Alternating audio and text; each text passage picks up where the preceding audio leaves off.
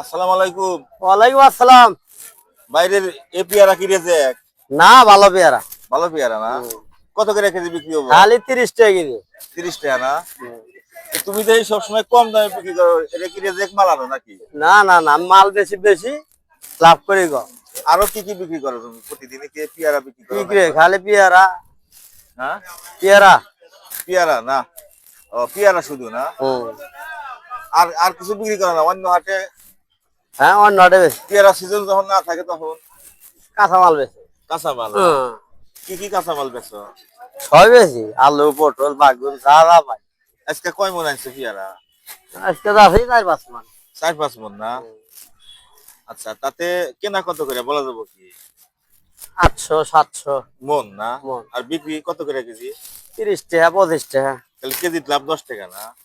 10 টা থাকে না তো, লাস্টে আবার 20 টাকা হয় না। ও, তা আমরা তো দেখি যে আরো কম দাম, বেশি দামে বিক্রি হয় পেয়ারা, কিন্তু এটা কম দামের কারণ কি? ওই যে বেশি মাল বেশি না। ও, তো অনেকে কয় যে তুমি বলে গরিবের দোকানদার, হ্যাঁ হ্যাঁ হ্যাঁ, গরিবের বন্ধু আমি। তোমার কাছে এনে কম দামে জিনিস হ্যাঁ পাওয়া হ্যাঁ যায়। হ্যাঁ, আমার কাছে খালি ডাইরেক্ট দাম। মালে আল্লাহ ঝামেলা আছে নাকি? না না না, কোনো দাম হ্যাঁ? নাই। না, মনে হচ্ছে আল্লাহ ঝামেলা আছে। ঝামেলা নাই। ঝামেলা মানে কি, যে এটা গ্রেডের কম বেশি হয় মনে হয়, এক দুই হ্যাঁ গ্রেড হ্যাঁ আছে হ্যাঁ। না? এটা কম রাখে আছে 2 নম্বর গ্রেডের মাল। পরিবারে কয়জন সদস্য, কয়জন? আছে 4-5 জন। 4-5 জন না? মা বাপের সাথে?